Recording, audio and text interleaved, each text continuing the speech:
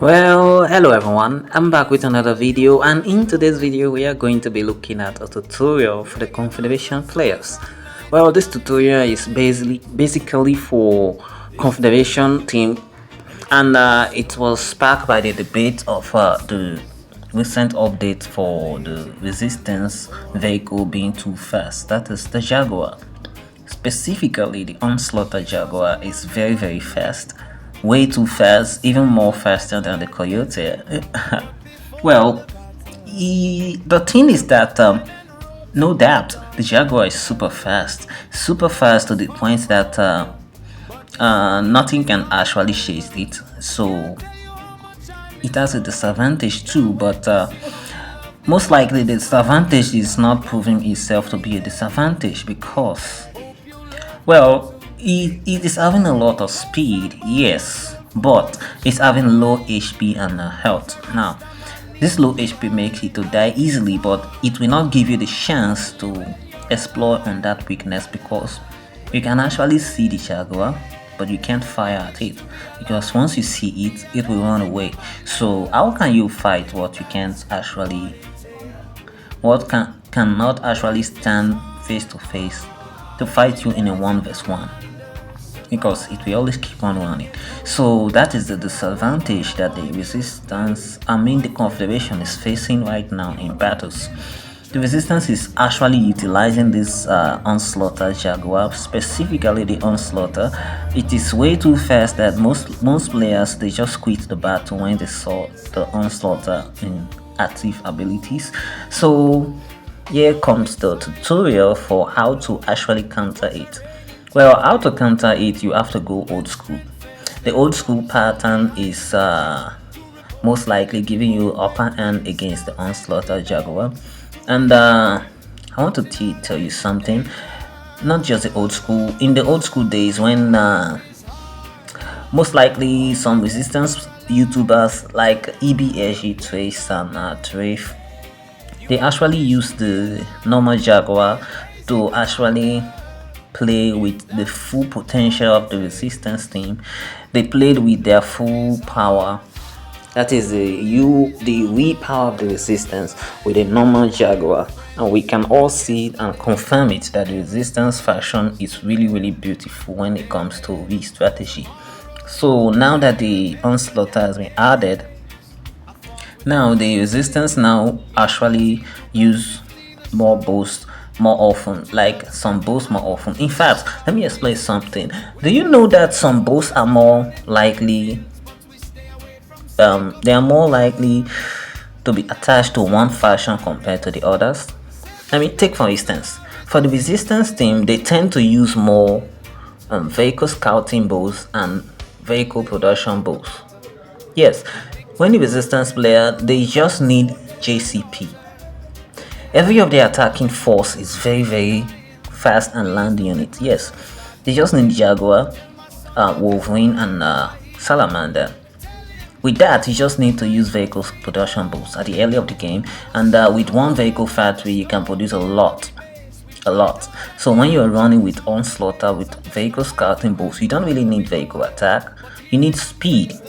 So when they are using vehicle scouting bows and vehicle production bows, they are most likely, those two bows are most likely resistance bows.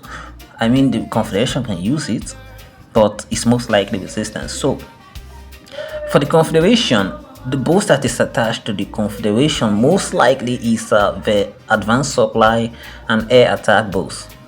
Sometimes vehicle attack.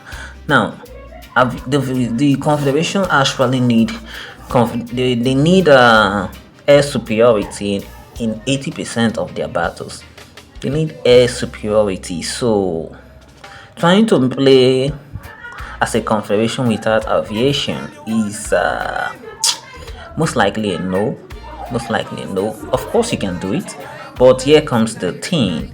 When you are playing Confederation, you have to be more specifically you are dealing with every unit, every production, and everything costs more. Like the Zeus costs more than the Jaguar.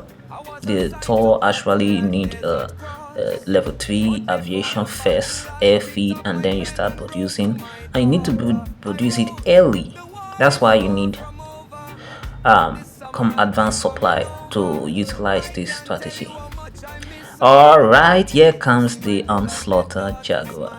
They are coming with two heroes, that's level 1 and 2 heroes, Onslaught Jaguar, and a few Pakopin to counter aviation. Alright, you don't have to underestimate little this light unit attack that you are seeing right now, because they are actually deadly. Now I keep my Sion at the back because the range is not too much.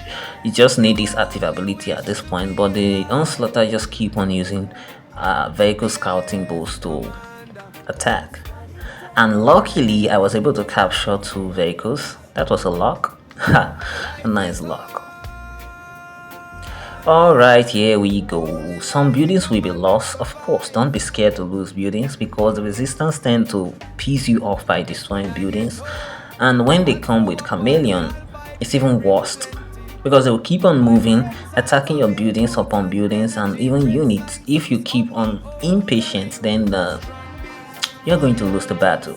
Now, here's the strategy you need to play. Go old school. What do you mean to go old school? Is that you need to play camping. The Confederation actually need camping to win a battle. They need camping. Now, let your aviation be your full attacking unit, and your land unit will be your full defensive unit. Now, the enemy has put his unit at the front of the base, close to the middle of the map. Now, this is a test attack to see how strong the buildings of the enemy is, so that my next attack will be very precise, using the exact amount of toll I need and exact amount of attacking I need. The enemy is already in HQ level 4 and already producing level 3 heroes. So now I have 3 toll, which is my full attacking, and now the enemy is aware that I have toll right now. Well. Now that he knows, he's going to come in hot with Puckpin and Chameleon. Well, in the meantime, let me see how patient I am. So the Confederation player need to be super patient, but here comes the twist. The resistance don't like patience. When the Confederation player is patient and not running after their vehicles, they got so pissed. So they don't like it at all. They actually want you to run after their vehicles, and this will help you. This will help them to gain more ground, because if they keep on attacking your unit that is running after them, they will actually gain more ground. So in the meantime, I will attack and keep on attacking with my Tor, so that it will switch production from Jaguar to Puckpin, and most likely air defense too. So I'm actually utilizing my camping strategy. Don't attack with vehicles, just stay indoors until you are just enough to gain more ground. That means every single ground you gain, you don't retreat. That's what camping means. You stay in your base, stay indoors, and every ground you gain, you don't retreat at all. Alright, at this point my phone is ghost touching, and all my units keep on moving to the point I did not ask them to go. And at this point, as you can see, they are moving to the back of my base. I didn't actually order for that. That was a mistake. Well, the enemy is now moving with vehicle scouting. As you can see, the speed, and my units just keep on moving backward. I don't know what they're doing. Well, that was a mistake. Alright, now I'm back online. My vehicles are now going back to attack. Why my aviation? Of course, my aviation is going to destroy more buildings. Now, here's a twist. If the enemy use all of his units to attack my base and lose all of them, he will actually need more vehicle to actually continue the assault. Now, if I destroy the enemy vehicle factory, how can the enemy produce more vehicles very fast? So that's the twist. So it will tend to actually save more vehicles I mean, save his vehicles that he already have in hand instead of wasting them to assault my base. So I'm actually slowing the enemy down indirectly. So he will try to, since he has lost his vehicle factory, he will try to restrain his attack a little bit just to make sure that he gain more ground instead of using all of his units to attack my base and lose all of them. So that's indirectly because if I try to attack his vehicles with my tour, I have just 10% chances that I will hit anything because the speed of the Jaguars are very fast and they are moving at irregular directions. So my tour just keep on attacking buildings instead of units. Now the enemy is already pissed right now because he's actually expecting me to chase after his units, chase after them, but no, that's not how camping work. As you can see, his base is going little by little, piece by piece, and I actually want to break his spirit by destroying his buildings instead of attacking his units. Great, now I have shield. And the enemy just keep on patrolling the map because of my tour. He does not want to stay in one particular place, which is a good idea, of course. Of course it is. Now the enemy is producing grenadians.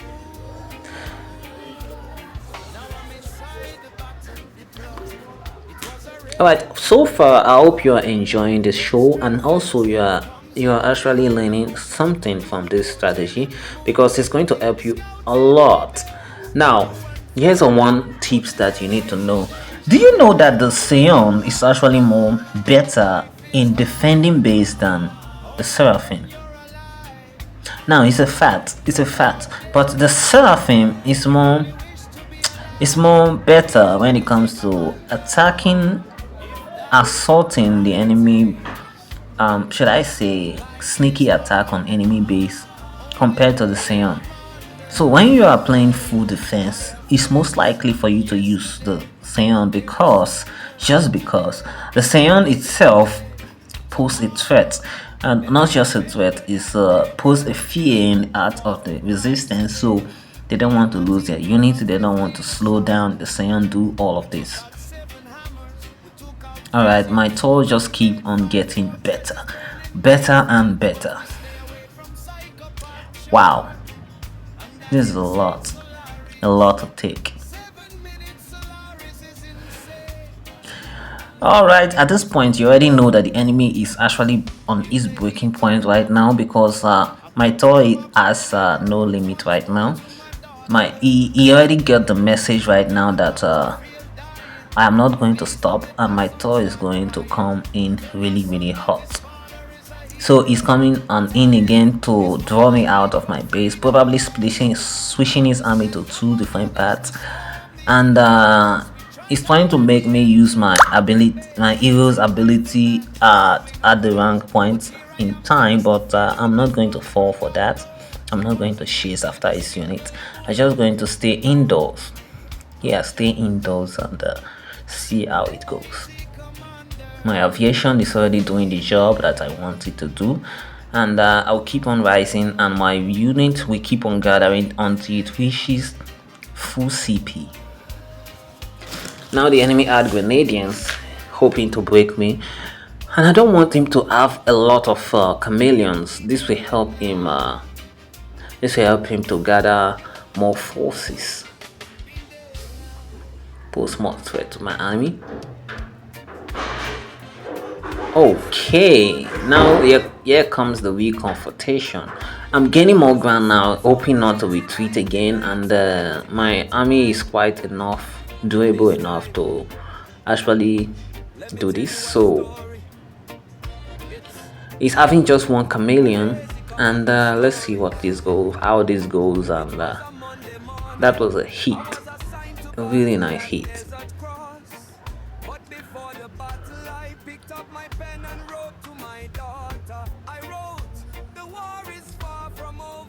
Okay, as you can see right now, the enemy can actually bypass all of my army and go straight to my base, but somehow the enemy just keep on I mean, he just hope.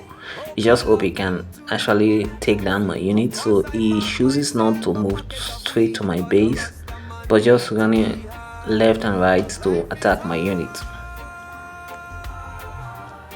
At this point, it's very clear right now that my unit is more than its own. Right now, my total unit is more than its own because the resistance tend to go impatient when it's not going as they planned. So the camping strategy is a very annoying strategy used by the Confederation over time to break the spirit of the resistance, to break the speed, and they actually depend on speed to survive. So the Confederation break that with camping. When they speed reach your base, they actually have nothing else to attack. So it actually breaks their spirit. So I actually reached the enemy front line defense right now, so I'm not going to retreat. It is now the enemy's turn to go into camping. Well, you can say that is a amazing twist, right? Yeah, an amazing twist in fate.